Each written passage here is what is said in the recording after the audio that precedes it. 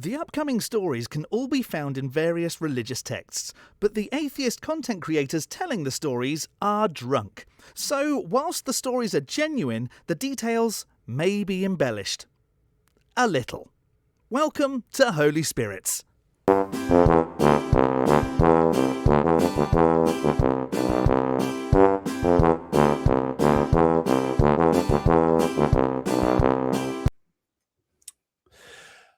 "'Twas the night before Christmas, and all through the house, not a creature was stirring, except those two little twats trying to break in. Get the fuck off my lawn!" Anyway, so I am Jamie, also known as the Blind Limey, from the internet. I have festived myself up a little bit for this holiday special. And today, in honor of the season, we will be talking about a famous man, a man known for generosity, kindness, compassion, for feeding the hungry and healing the sick, a man who would come to be known as having control over life and death itself. I, of course, refer to Santa Claus. You thought I was going to be talking about Jesus, but no. But the story starts a long time ago in a land far, far away called, it is now called Turkey. So in what is now modern-day Turkey, there was a man known as Saint Nicholas, of Greek descent. He was a Catholic priest in the 400s AD. So relatively, Jeezy Creasy had not been dead for that much longer. And he was the patron saint, or became the patron saint, of actually many things: sailors, archers, children, toy makers, pawnbrokers, weirdly enough. And these are his stories. And then we will segue into how these stories became what we now know as Santa Claus. So St. Nicholas, the most famous of his legends, his kind of origin story, you might say, was that he was known to be a generous man who would anonymously give gifts. And so the tale goes that there was a fisher, poor fisherman, who had 3 daughters, and he could not afford the dowry for each of them to be married. And in those days, that would mean that they would likely have to be forced into prostitution to earn their way. It was the style of the time. Now, St. Nicholas, or just Nicholas, Father Nicholas, Bishop Nicholas, as he was probably known then, not really sated until a bit later. Old Nick, he hears of this plight, and being a good Christian, being a Catholic Christian, wanting to do good without currying favor, because true charity is selfless, Metal Gear Solid his way to the guy's house, sneaks up, throws a bag of gold in through the window, and then they wake up and, a bag of gold. A dowry. We can marry off the first daughter. And then he comes back the next night and does it again. A miracle, more gold. The second daughter is safe. But on the third night, he gets caught. The fisher sees him do it, falls to his knees, praising him, thanking him. But then the legend starts to grow that Nicholas, to the future Saint Nicholas, is a generous soul who would go and provide gifts to those in the need. Not necessarily associated with Christmas, the Christmas period, the festive period. It's just his general vibe. That's what he does, right? But that's not all he does. There's more tales to tell. The next one is that he's,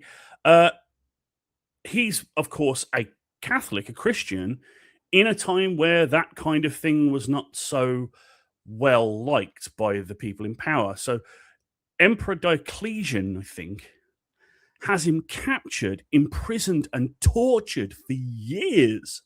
So he's a political prisoner. He's going through the absolute ringer. Some might say a martyr. Not killed, though, until Constantine gets into power and releases him. So we've got another little weird parallel between the big J and old Saint Nick. But it keeps going.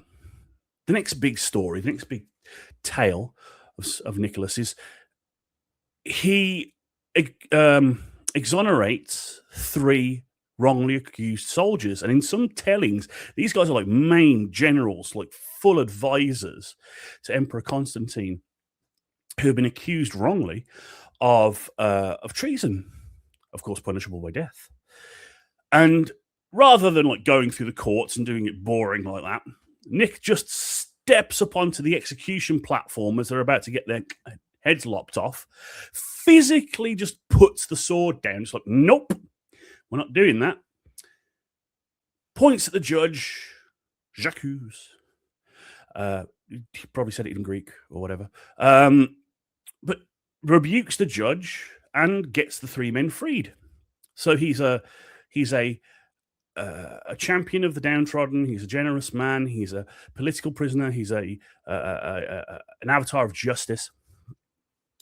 And it continues. After this, he is traveling, feeding on a tour, feeding the hungry. Yet another parallel. Feeding the hungry. And comes to a town wherein lives an evil butcher who sadly has lured 3 children into his butcher's shop, has ended their lives, cut them up, don't want to get this demonetized, cut them up, pack them in barrels to cure, as in like meat, and intends to sell them as ham. The other white meat, long pork. And Nick gets wind of this, goes in, rebukes the man, has him put to justice, and then resurrects 3 pickled children to life, which is, I think, maybe like a step up from the standard resurrection story of, he was dead for 3 days and come back. At least he was whole. At least he hadn't been infused with a range of herbs and spices and vinegars.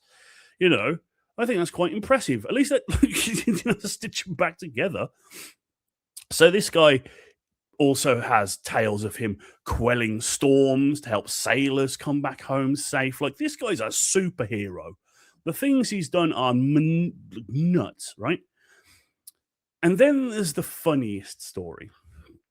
So as you may know from your history books, around about that time, we had the Council of Nicaea, which was like the big meeting where they were deciding, like, what is Christianity? Like, what's canon, what's not, what do we believe in, what do we not?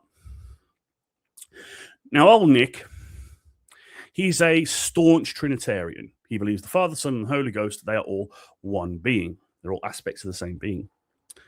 And he hates Arians. He hates the ones that say that Jesus is not God. He is the Son of God. He's of God, but he's not God. They are 2 separate entities.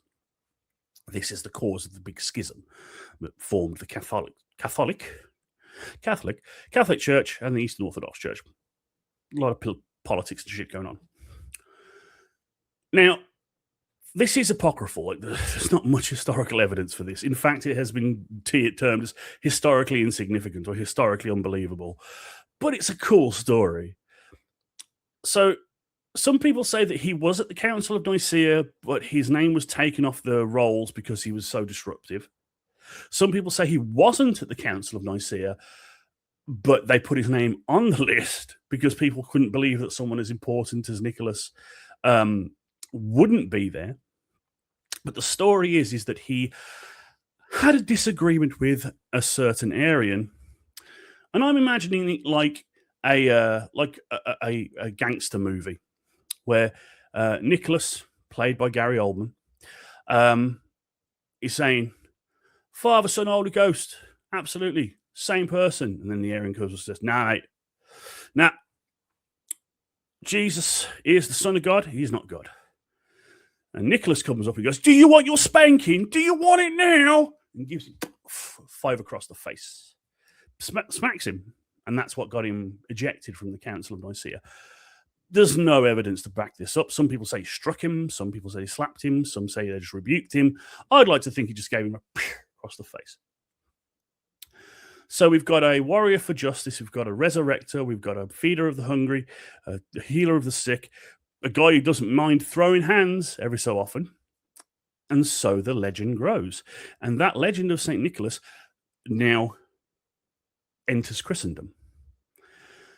And it interacts with the standing traditions there in different ways. So in the northern Europeans, like the Western Europeans, like Dutch specifically, they know him as Santa Claus, which is just another name for Saint Nick, or Saint Nicholas. And it is those stories that first make it to America. Put a pin in that. Think about that. And that's the name, Santa Claus, Santa Claus. And that's the aspect that's the gift giving, the generosity, the sort of the justice, like naughty and nice kind of thing. Like he'll punish you if you're naughty and he'll reward you if you're nice. But what about the rest of the aspect? What are the rest of the aesthetic? Well, in the Northern European sort of area, your Sweden, your Norway, your Denmark, all that, the Norse tradition already had a figure that would give gifts at Yuletide. And that was Odin, the Allfather. He would give gifts to children. He would visit, and he would enter your home through your chimney. He'd also either ride his horse Sleipnir, but was often depicted being pulled by a sleigh. So that's where the reindeer, the sleigh, and the North Pole come from. But what about the belly that wobbles like a bowl full of jelly? What about the red?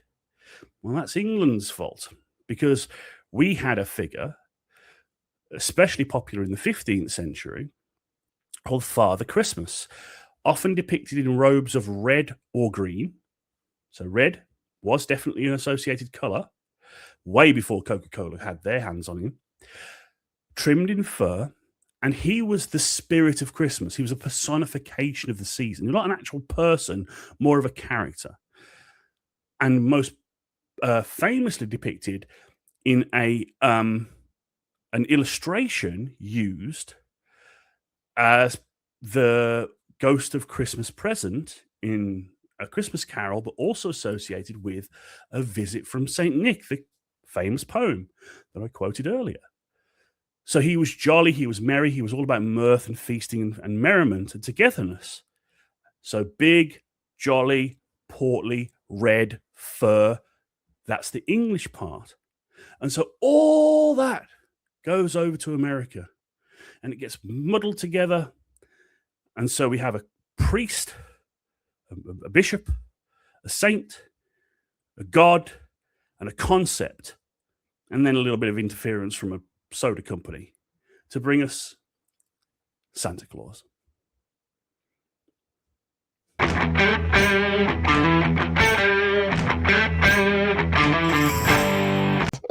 Anyway, do you have a communion that you'd like to do? Oh yeah.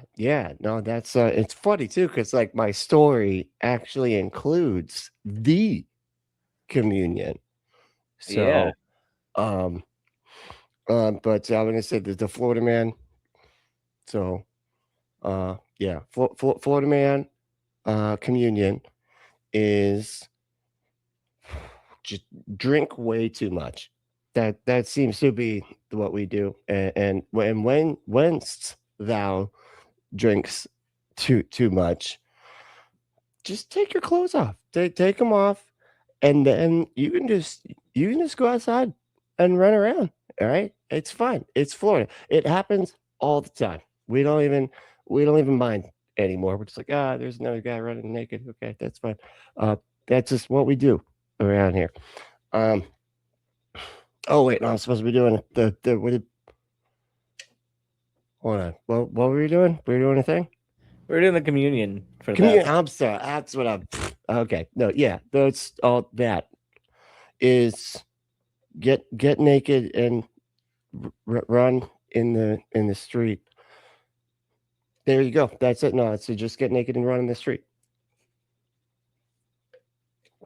and then drink afterward as well, if you can keep it down. I know at that point it usually is kind of hard to keep it down at that point, but no, cool. I am Brently. And whoa! You hear the girl? Did that come through the gurgle? Anyway, hi, I'm Brently. I'm sorry. That was just wow. That was offensive to everybody. Well, I apologize for that. Southern politeness. You know, we gotta apologize for bodily functions. Okay. No, we already did that. So what were we doing again? I already lost track of the Santa Claus. Where are you? What are we doing? Anyway, Introducing yourself and then That's what I was telling doing. the title of your story and then going into the story. That's already irritating. I'm sorry. Yes, I am Brently. That's what I was doing. Thank you. I am Brently. I do a show called The Punk Apostate, or just Punk Apostate on YouTube. And I react to Fundy too, which it's always funny to watch the Fundies being funny. You know, they're funny. And yeah, I react to it. A lot of times I'll do live streams, but now I'm doing other videos reacting to FundyTube as well. So that's kind of my whole bag. It's just finding the craziest shit on FundyTube and showing it to everybody. So that's what I do. And then, and my story is the one about Peter. So Peter is this dude who hung out with this cult leader named Jesus, right? And Peter and Jesus, and Peter is supposed to be like he's the head of the entire church, right? And in fact, this, fun fact, right? Just log this way or jot it down if you need to. He is always in the bloodline of the people who are popes. So I don't know how they do that. I don't know how they make it work because I thought that they picked them. But maybe they have DNA samples that they look at as they are deciding, or if they just magically become the DNA of people. It's I don't know how it works, but it's magic. Anything can be anything. Who cares? It's magic, right? So but Peter is the dude that I'm talking about, and it's and during Jesus's crucifixion, the garden, and on from there. I mean, it ends at some point. It's not just forever. Like, I'm not just going to keep going. Yeah, but it's from the garden of guessing me, and it just goes on. Good. What? Garden? Garden. What did I say? Garden of guessing me. It's the guessing garden. What? Okay. You know what? Kevin, just relax. Okay. I'm trying to do a thing here.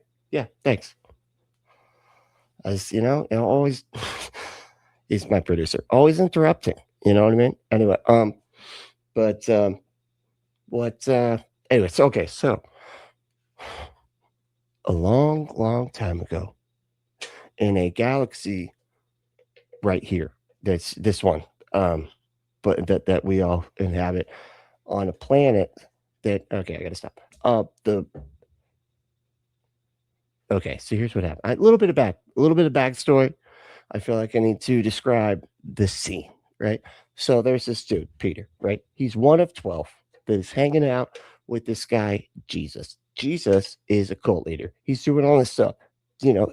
People are saying he's doing miracles and everything like that, right? And they're following him. He's got his main 12 dudes. They're all hanging out all the time, washing each other's feet.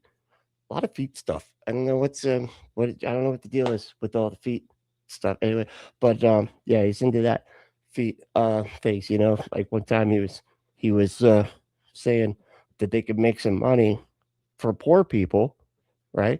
And if they sold this perfume that they found, or I don't know where the perfume came from or whatever, but and Jesus was like, no, F the poor, wash my feet with the perfume. Do you wash feet with perfume? Like, what? Anyway, I don't know what that's all about, but apparently perfume washes stuff too, or something, maybe. Or it was like, maybe it was scented soap. I don't know. Anyway, but so a little backstory.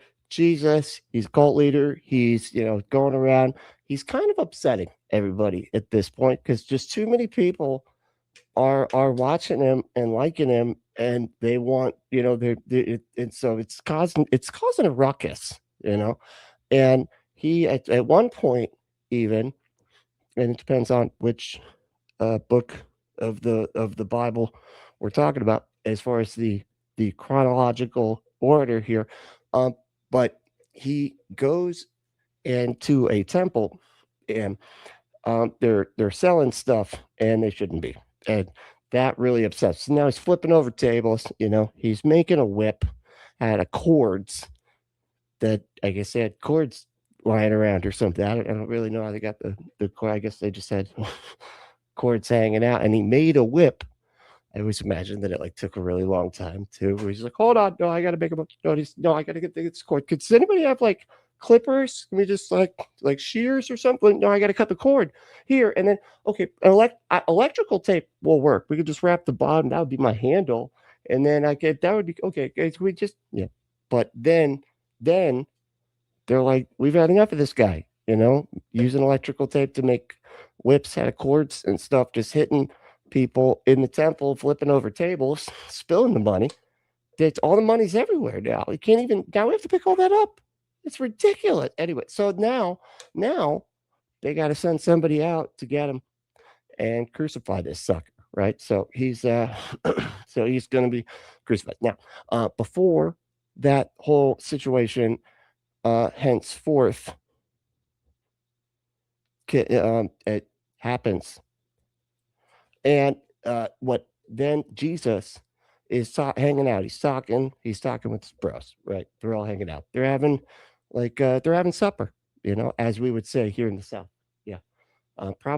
We probably name supper, I think, after what Jesus called it, because apparently this is a big deal for us. So this is Last Supper, right? So I think we probably got the name supper from this one, right? And that's why we use the word supper. But anyway, I bet you didn't know that, did you? I don't even want to hear it, Kevin. I don't think he's acting like I'm wrong about that. Anyway, but so they're at this Last Supper, right? And he tells Peter's there, and they go into a whole thing about the one guy, the traitor to what's his name? What is it again? Judas. Thank you, Kevin. See, he helps me out too. But Judas is there, and he tells Judas, like, "Hey, you're going to betray me, right?" And then that I don't know why he would go ahead and tell him that, because then he just goes and does it after having been told that he's going to do that. And I don't even know if he protested. Did he protest? No, or is he like, "Yeah, you got me." Shit. Yep, I didn't know that you knew. Sorry, bud, but yeah, tomorrow you're going down, and I'm getting paid for it anyway. But but Peter's the star of the show that we're talking about here right now, and Peter, he was told Jesus, or no, he was told by Jesus told him, right? And he was like, "Hey, man, you're going to deny me 3 times, dude." And he was like, "What? No, I won't. I won't. Your mom's face will deny. Shut up. No, I won't." And then he was like, "Yeah, no, you will, dude. You will totally deny me 3 times. Okay." And he couldn't believe it. He's like, "No, that's crazy. I would never." He's obsessed. This is a cult leader, or I'm a cult follower that is obsessed with this guy. So he just is like, "That's the most insane thing you've ever heard in my life, that I would deny you multiple times too. What are you crazy?" And he's like, "Look, I tell you the truth. When that was something that Jesus would always say, be like, the true things are what I'm saying. So you better, believe it, because the stuff I'm saying is true." Anyway, then he was like, "When the crow cocks 3 times." What? No, I didn't. No, I didn't. I said it. That's why I said it right. What? You know what? Never mind. Just stop. I'm seriously, dude, trying to tell a story. Okay. So the crow cocks 3 different times, and then you will go, "Oh man, I figured. Oh, that's what he was talking about." Once he realizes that that he denied him 3 times, because I guess the crow cocking would be aligned with each one. I don't really know how it works, but both of them are in threes. The crow cocking and the denying, they're like lined up or something. Anyway, but by the third one, then he's supposed to go, oh man, I realized it. Anyway, so he so that's the back. That was all backstory, right? Now, here's what happened. They're in a garden, right? They're going to hang out. And Jesus is like, Peter, we're gonna hang out. We're gonna pray together. Stay awake. And I mean it. And Peter's like, yeah, no problem. I can stay awake. What are you talking about? I'm like, I'm the best follower ever. Of course, I'm going to say. And then he fell asleep like a bunch of times, like I think 5 times. The book said, and yeah, and he just kept falling asleep. He's like, hey, Peter, what the fuck? He's like, oh, I'm sorry. Oh man, I should not be mixing methadone and Xanax at the same time. That's probably what's good. It's not a good. Oh, I'm sorry. Whoa, not enough. And he just kept on doing it. And Jesus like, dude, seriously, you got stop nodding off, man. Just hello, And while he was nodding off, and this might be why this happened this way, I don't know, but he nodded off, right? And then whilst he was nodded, and just out of it, the bad guys came for Jesus, right? They came to arrest him, and so they show up to arrest Jesus, right? And excuse me, I'm sorry, that was really loud for y'all. And they came to arrest Jesus. Peter is there, knocked out, right? And so they come and they start arresting Jesus, and they're like, "Hey, you got to come with me, man," And Peter's like, "What?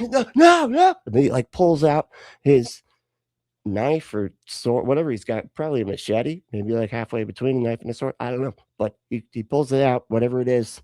Not that, you sicko. Okay, come on, dude. You can just get your mind out of the gutter. Obviously, I'm not talking about that. It's because I said whip it out. So it's anyway. But then he takes out his sword / knife, maybe, who knows, and then goes for this dude whose name is Mucus. And I imagine, the bad guys that arrested Jesus, right? They have probably a couple of gangsters, right? It's a duo of bad guy, goofy gangsters. I mean, if they were mutants, they'd probably be a warthog and a rhinoceros. You know what I mean? But they're not. The Bible's not. I mean, well, the talking animals are at a different part. Anyway, but they do include talking animals. See my last story. Anyway, but they and his name is Mucus. I imagine like it's butt stench and mucus, right? And he got mucus. So yes, that is his name. Yes, it is. Look, Kevin, go look it up. Just go look it up. Yeah, I'm just making up his name. No, go look up his name. Okay, that's what.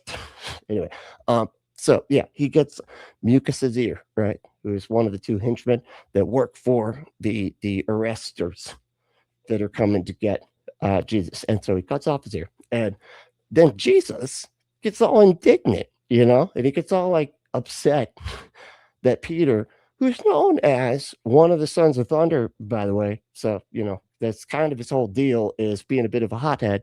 He's got a little bit of an attitude problem, and he cut his ear right off, right? Because he got mad that they were taking out Jesus, taking Jesus to arrest him and everything, right? And then he cut off his ear. And then Jesus like, oh my God, I'm so sorry. And he's like, Peter, relax. Hey, stop, buddy. Mr. Thunder, why don't you just pull it back? Okay. And then he was like, I am so sorry about this. I didn't, he gets all worked up. And I think he was sleeping, which I told him not to do, by the way, too. I was trying to keep him awake so that something like this wouldn't happen, because he just snaps into consciousness and then he's all upset. He's probably half dreaming that you're some kind of, rhinoceros, that mutant rhinoceros with your buddy butt stench here that's also a warthog or something like that. Anyway, so then he he cuts and he's like, I'm so sorry. So then he's like, here's your ear, buddy. And he takes it up and he's like, puts it back on his head and then rubs it something nice, probably, right? And then it goes back on there. It just, it heals right up. And then he's, I feel like he was like, now say you're sorry to the henchman. Say you're sorry to Mucus right now. I don't want to do it. He's like, say you're sorry right now. Okay, he didn't have an ear for a few seconds because of you, and you don't think you owe him an apology? I don't want to, man. I don't want. Okay, fine. Sorry, Mr. Mucus, for cutting off your ear. Okay, that was not very good as far as apologies go, but we're going to allow it because we're kind of into a whole new thing here. Now, then they take Jesus, right? They take him out and they're like, we got to go. And so they're going to go crucify his ass, right? And while they're doing this, Peter is like, I got this, guys, and then he's like sneaking. He's sneaking. That's what it's, the Bible doesn't really get into this very specifically. That's what's happening, though. Okay, he's sneaking. He's going to save him. All right, he's on a mission, an impossible mission. He's on an IMF. Okay, and he's like, and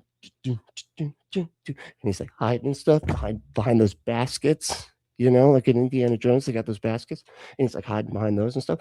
And then somebody was like, hey, isn't that one of those guys? And he was just like hiding, pretending to be a basket, just like this. And they're like, you're not we can tell you're not a basket, bro. You're a human just crouching like that. Yeah, it's really bright, honestly. The sun is super bright. We can all see you, dude. He's like, no, oh, well, I am not one of the disciples. Like, yeah, no, dude, we know you. You're one of the guys, man. No, I'm not. I don't even know who Jesus. I don't even know what his name is. I don't even know how to, I don't even know how to spell that. All right. So, don't ask me to do that because I wouldn't know how to do it because I don't know him. And then like, yeah, no, dude. And he's like, then he gets mad. He's like, look, God damn it. Now you have to believe that I'm not with them, right? Because I just used a couple swearsies that everybody knows that people that Jesus dudes don't use words like that, right? And then right then the crow starts cocking. The cock crows. And then he's like, oh my God, and that's right. And then he, and Jesus is right there, because he's trying to rescue him because he was on a covert mission to save Jesus, which is, I don't know if did I say that? Did I make that clear that he was trying to save Jesus, my point. And that's why he was on a covert mission, trying to save him. Okay. And then Jesus makes, he gets the eye contact with them. And I know they didn't say that in the Bible, but there's a time traveler who went back and made a documentary called the passing of time back in time. I can't remember what it's called, but it's a documentary. Time traveler made it, and Satan was there too. He's got a baby. Yeah. Did you see that? Like Satan has a baby. I mean, I know most people don't think of Jesus or the devil as like the fathering type, but he had a baby in that documentary. He was just sitting there and just holding free, like a weird. I think it was like a mutant baby. No, not like it wasn't like a rhinoceros or a warthog or anything. Just like a mutant demon baby creature thing. Anyway, he was there. That was right. Anyway, no, yeah, thank you. And so then Peter was like trying to save Jesus, but when that happened, when he realized that he did just like Jesus said he would do, which was he would deny him 3 times, and he did 3 times, even with some swears he did on the third one, to just to add that extra layer of convincibility, right? And then they just crucified him after that, made him drag his own cross, made him take his own torture device. No, you get your torture device and you take it to where we're going to torture you with it. Oh yeah, you got to do that. No, that's part of the torture, man. You got to take your own torture device. It's like when your mom used to make you go like get the switch for the tree. You had to pick your own switch, but if you didn't pick a big enough one, you got twice the whooping. You know what I mean? So that's why you always try to find like basically a baseball bat of a switch so that grandma could just And then it's, then she's like, oh, look, he's actually sorry. He got me a baseball bat worth of a Switch. But basically, they did that to Jesus, right? That's my point. And then Jesus had to drag his cross across, drag his cross across the town or wherever they were. I don't know. And then, then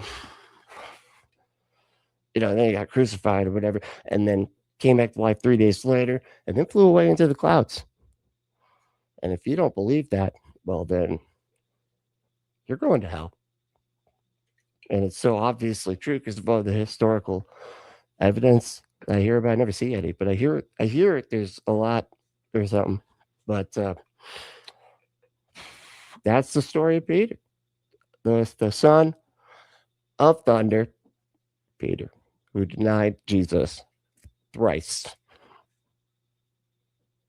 And I think that's that's it.